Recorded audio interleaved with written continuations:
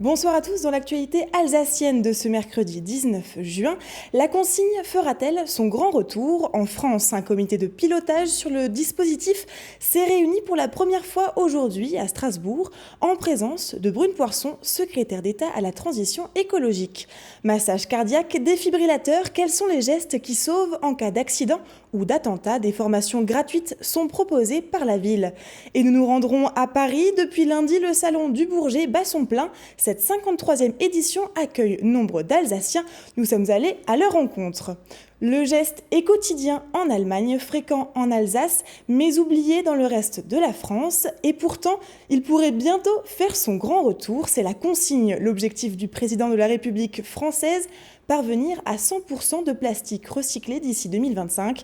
La secrétaire d'État à la transition écologique et solidaire, Brune Poirson, était en visite à Strasbourg aujourd'hui pour installer un comité de pilotage sur cette pratique. Élus, industriels et associations se sont donc réunis pour définir les modalités de mise en œuvre de ce dispositif en France. Reportage de Martin Cowell.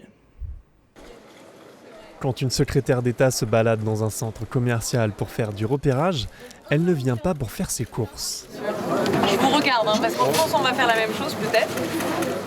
Brune Poirson est venue observer les machines de déconsignation installées dans une galerie marchande de Kiel. L'idée, proposer aux clients du magasin de ramener leurs bouteilles en verre et en plastique ainsi que les canettes en métal afin qu'elles soient recyclées. Les consommateurs reçoivent un bon d'achat en échange de ce geste écologique. On sait que les bouteilles en plastique, c'est le premier déchet qu'on retrouve sur les plages en France. Ça, c'est plus tolérable.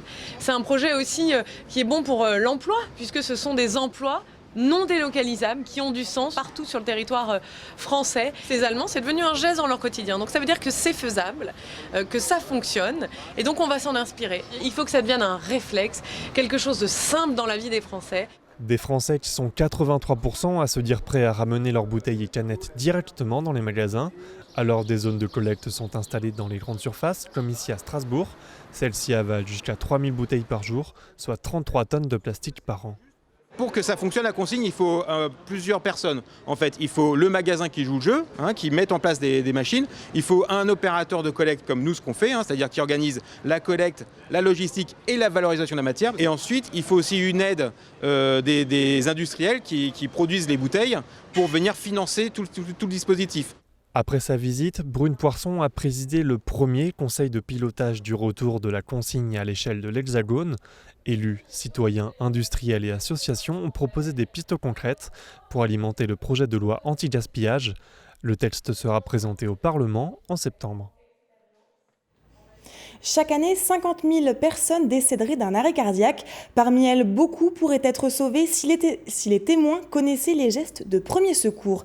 Des compétences utiles également en cas d'attaque ou d'attentat. Alors la ville de Strasbourg propose des formations gratuites aux gestes qui sauvent. Reportage à l'hôpital civil avec Camille Roland.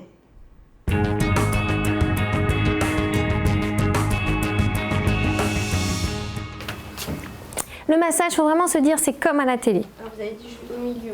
Oui, je mets les mains au milieu du thorax, j'appuie vite et fort, entre 100 et 120. Donc allez-y, tac, tac.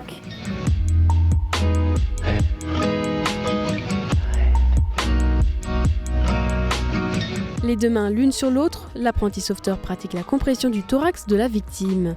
Dans cette petite salle de l'hôpital civil, une dizaine de Strasbourgeoises et Strasbourgeois apprennent les gestes de premier secours. C'est du secourisme de base, justement en cas d'attentat, avec cette idée en premier lieu d'arrêter les hémorragies. Ça, c'est important. Donc, et savoir qui on appelle et comment on fait un bilan.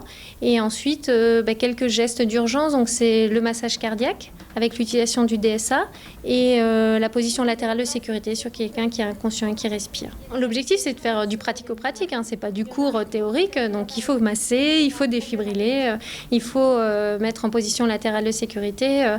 Voilà. Parce que des fois, on a des idées et tout, et c'est en faisant qu'on se rend compte déjà qu'on sait. La plupart d'entre eux, ils savaient masser avant même qu'on leur explique. Pendant cette formation de 2 heures, dispensée par l'unité de simulation européenne en santé, les habitants apprennent à poser un garrot, à masser une victime qui a fait un malaise, ou encore à utiliser un défibrillateur lors d'un atelier pratique. Vous êtes à Auchan, il y a quelqu'un qui s'est écroulé, vous avez commencé à masser, et on vous apporte ça.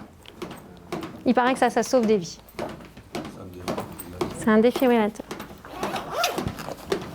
Appliquez les électrodes sur la poitrine nue du patient. Branchez le connecteur aux électrodes à côté du voyant clignotant.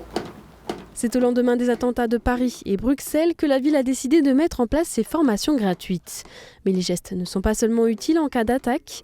En France, lors d'un arrêt cardiaque, une victime a entre 5 et 7% de chances de survivre, alors que si l'on masse et défibrille en moins de 3 minutes, elle a 80% de chances de survivre.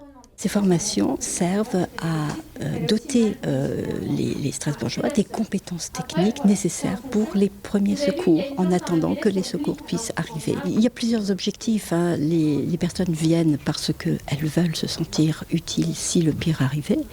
Je pense que ça, c'est une motivation importante.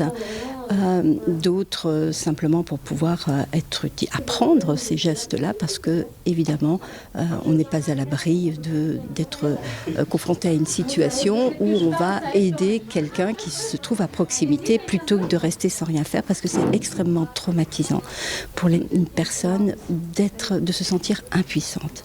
Donc la formation, elle permet de rassurer et de faire en sorte qu'on sache exactement quoi faire au moment où la personne en a le plus besoin.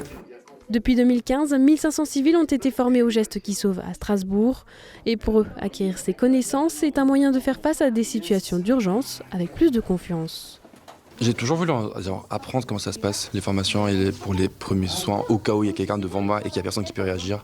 Des fois, quand j'attends par exemple dans des endroits, la banque par exemple, et je vois un défibrillateur et je suis là, comment ça on peut l'utiliser, est-ce que je peux l'utiliser et tout. Et maintenant je me dis, tout le monde peut le faire. J'ai limite envie que quelqu'un fasse un arrêt pour que je puisse intervenir. À l'issue de la session, les participants reçoivent un certificat. D'autres formations sont proposées par les organismes de secours tout au long de l'année. Santé toujours, l'obésité est en hausse et notamment chez les enfants. Alors pour modifier les comportements alimentaires, la ville de Strasbourg a mis en place le dispositif précoce depuis 2014. Initialement réservé aux enfants de 3 à 12 ans, il s'étend désormais aux adolescents jusqu'à 18 ans. Un lancement en présence du médiatique Michel Siemens. Notre journaliste Romain Hirt y était.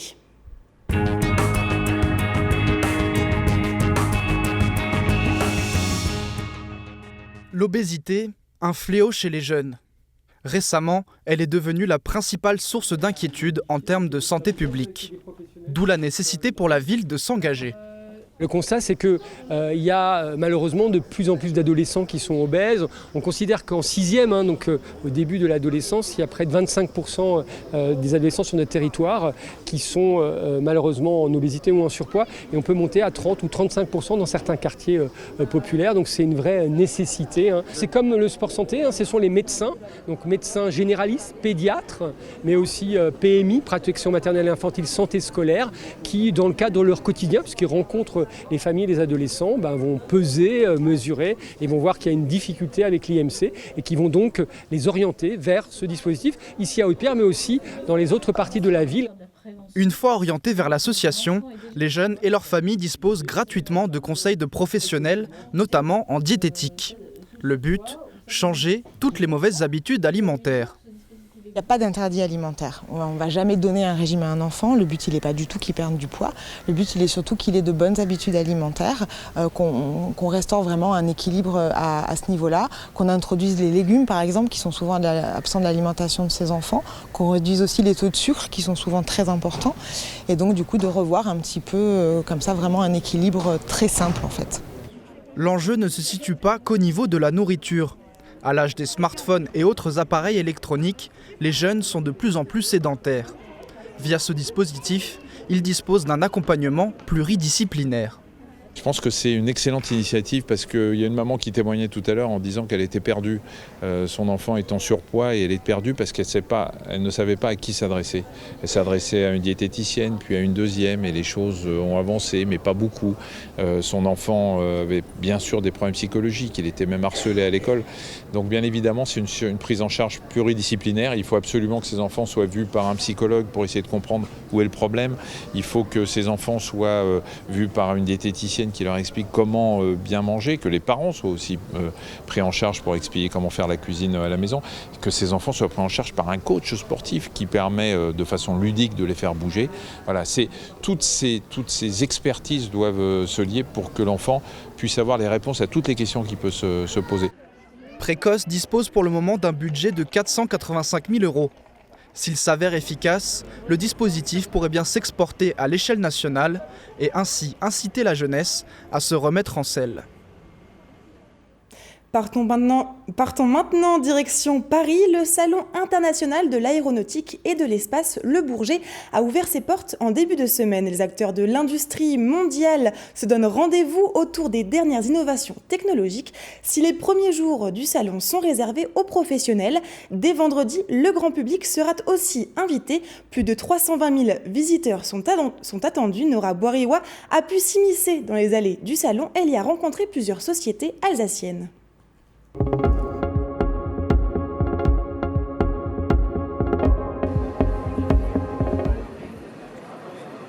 C'est le plus grand rassemblement d'hélicoptères et d'avions au monde. Et parmi les centaines de régions et pays présents, le Grand Est présente 41 entreprises, fleurons confirmés, sous-traitants spécialisés ou start-up. C'est essentiellement le rôle d'une chambre de commerce d'emmener ces entreprises-là, de veiller à ce que ces entreprises aient des places, j'allais dire, de choix, qu'elles soient bien ici, qu'elles aient tout ce qu'il faut pour justement concrétiser.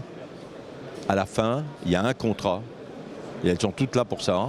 24 entreprises viennent d'Alsace comme John Précision, située à Haguenau. Elle propose des unités d'usinage pour les travaux de l'aéronautique. C'est déjà sa 4e édition au Bourget. Nous avons toujours eu des projets qui ont suivi derrière, des choses qui ont à ce moment-là réussi ou où il n'y a pas eu de suite, certes, mais il y a toujours eu quelque chose, ou même de nouvelles réflexions, parce que finalement les clients nous apportent aussi des nouvelles choses à traiter et de nouvelles idées à développer. Pour Ebeco, en revanche, c'est une première. Cette entreprise spécialisée dans l'injection plastique fabrique aussi bien des pièces de chariots de supermarché que des jetons de manège pour les forains et pourquoi pas bientôt des pièces pour les avions. Des contacts, oui, et puis même certainement des clients. Et alors, paradoxalement, des clients alsaciens, donc même proches de chez nous. Donc ça a permis de communiquer avec les autres sociétés qui étaient présentes sur ce stand collectif et c'est déjà beaucoup pour nous. Une centaine d'entreprises alsaciennes travaillent dans le domaine de l'aéronautique qui génère entre 3 000 et 4 000 emplois directs et indirects. RGDS, partenaire des Alsaciens qui s'engagent. Et demain encore, Nora Boiriwa nous emmènera au salon du Bourget. En bref, la chaleur est revenue et à l'approche de l'été, l'Agence régionale de santé vient de publier son étude sur la qualité des plans d'eau dans la région. Et sur les 21 sites alsaciens, 18 ont une eau d'excellente qualité. Un classement établi à partir de résultats d'analyse bactériologique effectués ces 4 dernières années. En cette période estivale, les voyants sont donc au vert pour la baignade. À noter également que la surveillance de ces plans d'eau est effective depuis quelques jours et le sera jusqu'à la fin du mois d'août. Et on finit avec un mot de sport. Le Racing Club de Strasbourg, vainqueur de la Coupe de la Ligue en mars dernier, fera son entrée en Europa League. Ce mercredi, l'UEFA a effectué le tirage au sort des premiers matchs de qualification, mais les Strasbourgeois ne savent toujours pas exactement l'identité de leur adversaire lors du deuxième tour. Les Israéliens du Maccabi Haïfa et les Slovènes du NS Mura s'affronteront les 11 et 18 juillet. Au premier tour des qualifications, le gagnant rencontrera alors les hommes de Thierry Lauré. Le match aller des Strasbourgeois aura lieu le jeudi 26 juillet à la Méno. Le retour se disputera le jeudi 1er août. Et on termine ce journal avec l'image du jour. Elle est signée Olivier Anne. J-5 pour la 2e édition de l'Alsace Fan Day. Il s'agit encore de célébrer l'Alsace partout sur la planète. Et la carte se complète rapidement. Les Alsaciens des Émirats se retrouveront dès demain à Dubaï. En Polynésie, ce sera dimanche. Au Bénin, on annonce tarte flambée sur la plage avec une sélection de chansons de Roger Siffert. En Thaïlande, c'est l'île de Koh Samui qui accueillera les Amis de l'Alsace. Et notre région sera également à l'honneur à Singapour, à Hawaï, au Mali et dans bien d'autres pays.